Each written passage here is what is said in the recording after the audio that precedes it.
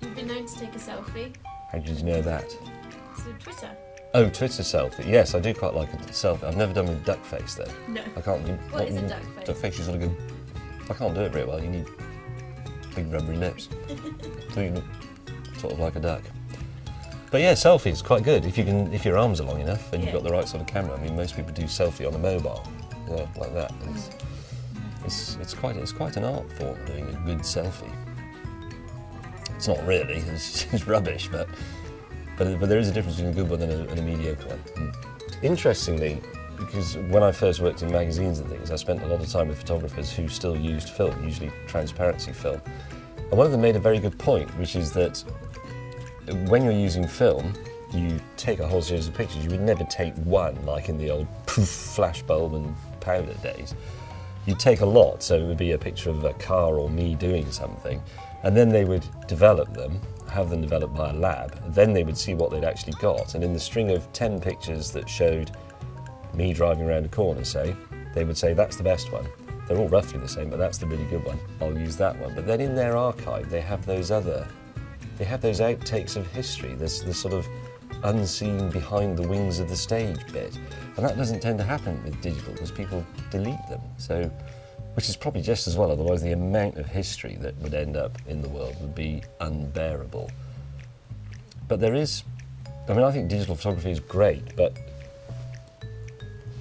is it, now, old people, I'm sorry to keep going on about being old, but I am not now. Old people get nostalgic for the wrong reasons and they think life was better in the old days, but it wasn't. You used to go on holiday or whatever, take your photographs and take the little canister down to, there wasn't Happy Snaps then, but there was Boots or whatever, and you'd have them developed. Then a week later you'd go, oh, I've got to go and pick my pictures up, and you'd get the little packet and you'd open, you go, oh no, it's got the sticker on that says I have my finger over the lens, or whatever. And that was, I suppose, quite exciting, but actually it was rubbish because sometimes they wouldn't come out at all. And you're much better off being able to look at it and say, yep, I've got that one. But I never take pictures. The only time I take pictures is if I see something amusing, like a funny sign or something. I might take a picture of it, but I never, if I see a great sunset or I go and look at a fantastic historic building like Sagrada Familia or something, I don't take pictures of it because I can remember what it looks like, and the better pictures are in your head. I have fiddled around with Instagram because I know a lot of cameramen and photographers and so on, they're always fiddling around with it and mucking about. It's fascinating actually, but it's a bit like digital reproduction of music. There comes a point where I think, well, what is actually true?